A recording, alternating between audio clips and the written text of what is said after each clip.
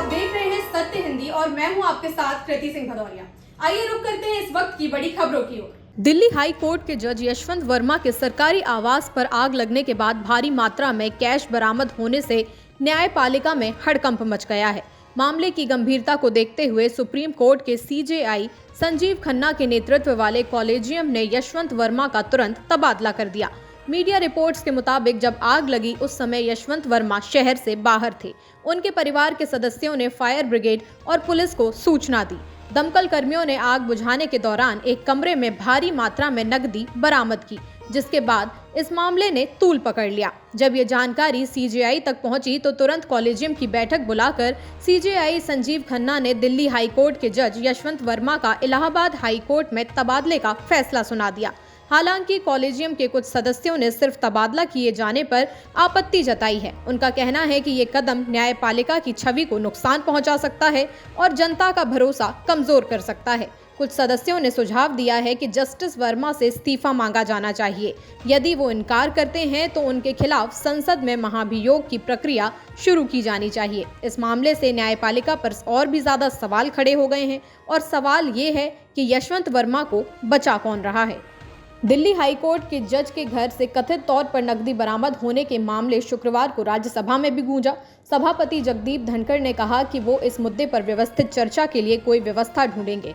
सुबह के सत्र में इस मुद्दे को उठाते हुए कांग्रेस सांसद जयराम रमेश ने न्यायिक जवाबदेही पर सभापति का जवाब मांगा और उन्हें इलाहाबाद हाई कोर्ट के एक न्यायाधीश के खिलाफ महाभियोग के संबंध में लंबित नोटिस की याद दिलाई। नकदी की कथित बरामदगी से संबंधित मुद्दे पर धनखड़ ने कहा कि उन्हें इस बात से परेशानी है कि घटना हुई लेकिन तत्काल सामने नहीं आई। उन्होंने कहा कि यदि ऐसी घटना किसी राजनेता, नौकरशाह या उद्योगपति से संबंधित होती तो संबंधित व्यक्ति तुरंत लक्ष्य बन जाता। सभापति ने आगे कहा कि वो सदन के नेता और विपक्ष के नेता से संपर्क करेंगे और सत्र के दौरान चर्चा कराने की कोशिश करेंगे। बिहार के मुख्यमंत्री नीतीश कुमार के खिलाफ राष्ट्रीय जनता दल आरजेडी के नेता तेजस्वी यादव और पार्टी के कई विधायकों ने पटना में बिहार विधानसभा के बाहर प्रदर्शन किया।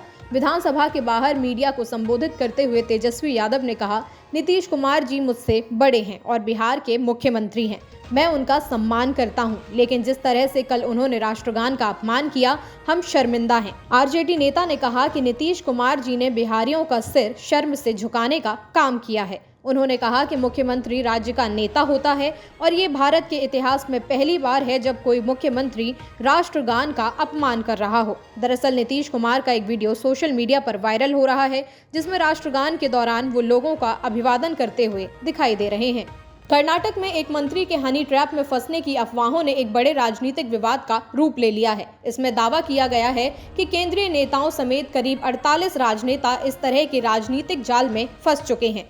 कर्नाटक के सहकारिता मंत्री के.एन. राजन्ना ने विधानसभा में स्वीकार किया कि केंद्रीय नेताओं समेत कम से कम 48 राजनेता हनी ट्रैप में फंस चुके हैं। इस पर विधानसभा में गहन चर्चा हुई। उन्होंने कहा कि ये मामला किसी एक पार्टी तक सीमित नहीं है और उन्होंने मामले की उच्च स्तरीय जांच की मांग की। मंत्री राजन्ना ने कहा कि मेरी जानकारी के अनुसार इन सीडी और पेन ड्राइव के शिकार सिर्फ एक या दो नहीं बल्कि करीब 48 लोग हुए हैं और जब मैं एक कहता हूं तो मेरा मतलब सिर्फ मेरे पक्ष के लोगों से नहीं है। उन्होंने अपनी पार्टी के सहयोगियों की ओर इशारा करते हुए कहा कि वे भी इसमें शामिल हैं। उन्होंने ये भी कहा कि कर्नाटक को सीडी और पेन ड्राइव का कारखाना कहा जाता है और ये बात वो बिल्कुल भी कहीं लोग से पहले कह चुके हैं। गाजियाबाद के लोनी में बीजेपी विधायक नंद किशोर गुर्जर द्वारा आयोजित राम कथा से पहले निकाली जा रही कलश यात्रा को लेकर बड़े हंगामे की जानकारी सामने आई है। कलश यात्रा के दौरान हंगामा हो गया। यात्रा से जुड़ा विवाद शुरू होने के बाद विधायक नंद किशोर गुर्जर और लोनी पुलिस आमने सामने आ गए। यात्रा निकालने के दौरान धक्का मुक्की भी हुई। विधायक नंद किशोर गुर्जर ने कहा, हम सिर्फ श्रद्धा के साथ कलश यात्रा निकाल रहे थे, लेकिन पुलिस ने जबरन इसे रोकने का प्रयास किया और हमारे साथ बदसलूकी की। मैं यूपी पुलिस को चुनौती दे रहा हूँ। चीफ सेक्रेटरी, तेरी माँ ने दूध पिलाया है, कमिश्नर, तेरी माँ ने दूध पिलाया है, तो कथा के बाद गाजियाबाद में कहीं भी तय कर लेना। अगर चीफ सेक्रेटरी की माँ ने दूध पिलाया है तो नमाज रोक कर देख कर दिखा दें।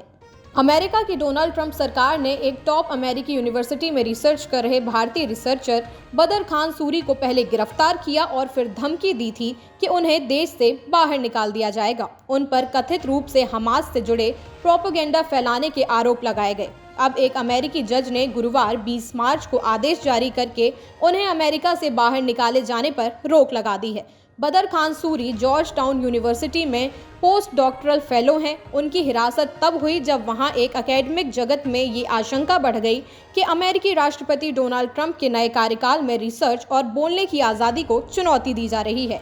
इसके बाद गुरुवार की शाम को वर्जीनिया कोर्ट के पूर्वी जिले के जज पेट्रिसिया टॉलिवर गाइल्स ने आदेश दिया कि जब तक अदालत कोई विपरीत आदेश जारी नहीं करती तब तक सूरी को अमेरिका से नहीं निकाला जाएगा। अमेरिकी राष्ट्रपति डोनाल्ड ट्रंप के अरबपति दोस्त एलन मस्क को पेंटागन की टॉप सीक्रेट योजनाओं तक पहुंच मिल गई है। इस बात की संभावना जताई जा रही है कि अगर चीन के साथ युद्ध होता है तो अमेरिका की सैन्य रणनीतियों पर चर्चा की जिम्मेदारी उन्हें दी जाएगी। मीडिया रिपोर्ट्स के मुताबिक सरकारी दक्षता विभाग के प्रमुख एलन मस्क शुक्रवार को पेंटागन के रक्षा विभाग के कार्यालयों का दौरा करने वाले हैं। अमेरिकी सैन्य उपग्रहों और अंतरिक्ष मिशनों के महत्वपूर्ण भूमिका निभाई जा रही है। इस वजह से मस्क को पेंटागन के टॉप सीक्रेट से अवगत कराने का फैसला लिया गया है। हालांकि कुछ आलोचकों ने चेतावनी दी है कि एक निजी व्यक्ति को इस तरह की संवेदनशील जानकारी देना सुरक्षा के लिए खतरा पैदा कर सकता है, लेकिन मस्क ने अभी तक इस रिपोर्ट पर कोई भी बयान नहीं दिया है। अमेरिकी राष्ट्रपति डोनाल्ड ट्रंप ने शिक्षा विभाग को बंद करने को लेकर एक आदेश पर हस्ताक्षर कर दिए हैं। ट्रंप की पार्टी का ये दशकों पुराना लक्ष्य था। अमेरिका की मौजूदा सरकार चाहती है कि अलग अलग राज्य संघीय सरकार से मुक्त होकर अपने स्कूलों को चलाएं। व्हाइट हाउस के ईस्ट रूम में स्थापित डेस्कों पर बैठे स्कूली बच्चों से घिरे ट्रंप ने एक विशेष समारोह में इस आदेश पर हस्ताक्षर किए हैं। आपको बता दें कि अमेरिका में बने कानून के अनुसार शिक्षा विभाग को कांग्रेस की मंजूरी के बिना बंद नहीं किया जा सकता है और ट्रंप के पास इसे आगे बढ़ाने के लिए वोट नहीं है। हालांकि ट्रंप कार्यकारी आदेश पर साइन करके ऐसा करना चाहते हैं। कुल मिलाकर उनके लिए लीगल परेशानी बनी रहेगी।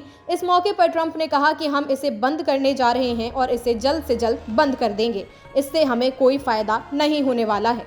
हम शिक्षा को उन राज्यों में वापस लौटाएंगे जहां इसकी जगह है। लंदन का हीथ्रो एयरपोर्ट शुक्रवार को पूरे दिन बंद रहेगा क्योंकि इसके आसपास स्थित एक इलेक्ट्रिकल सबस्टेशन में बड़े पैमाने पर आग लग गई है जो एयरपोर्ट को बिजली देता है। एयरपोर्ट की ओर से जारी एक बयान में कहा गया कि आग के कारण एयरपोर्ट पर बड़ी मात्रा में बिजली आपूर्ति बाधित हो गई है। बयान में आगे कहा गया कि हमारे यात्रियों और सहकर्मियों की सुरक्षा बनाए रखने के लिए हीथ्रो 21 मार्च तक बंद रहेगा। यात्रियों को सलाह दी जाती है कि वे हवाई एयरपोर्ट पर ना जाएं और ज़्यादा जानकारी के लिए अपनी एयरलाइन से संपर्क करें। असुविधा के लिए हमें खेद है। हीथ्रो ब्रिटेन का सबसे बड़ा एयरपोर्ट है जहां हर रोज लगभग 1300 विमान उतरते और उड़ते हैं। हमास ने कहा है कि उसके 3 रॉकेट इजराइल के तेल अवीव में दागे गए हैं। इजराइल की ओर से दोबारा गजा में सैन्य आक्रमण शुरू करने के बाद से यह हमास का पहला जवाबी हमला है। हालांकि इजराइल ने कहा है कि उसने उस 3 मिसाइलों में से एक को रोक दिया है और बाकी मिसाइल वहां गिरे जहां कोई रहता नहीं था। हमास संचालित गजा स्वास्थ्य मंत्रालय के मुताबिक मंगलवार को इजराइल की ओर से दोबारा लड़ाई शुरू करने के बाद कम से कम 591 लोग मारे गए हैं, जिनमें से 200 से ज़्यादा बच्चे भी शामिल हैं। इजरायली सेना ने गुरुवार को कहा कि उसने फिलिस्तीनी क्षेत्र में ग्राउंड ऑपरेशन शुरू कर दिया है। जनवरी में इजराइल और हमास के बीच युद्ध विराम शुरू होने के बाद से बड़े पैमाने पर सैन्य कार्रवाई करने से राहत मिल गई थी, लेकिन इन हमलों के बाद फिर से हालात पहले जैसे होते दिख रहे हैं। इजराइल का कहना है कि हमास ने अभी भी 59 लोगों को बंधक बना रखा है, जिसमें से 24 के जिंदा होने की संभावना है। फिलहाल के लिए इतना ही। देश दुनिया की तमाम खबरों के लिए आप देखते रहिए सत्य हिंदी।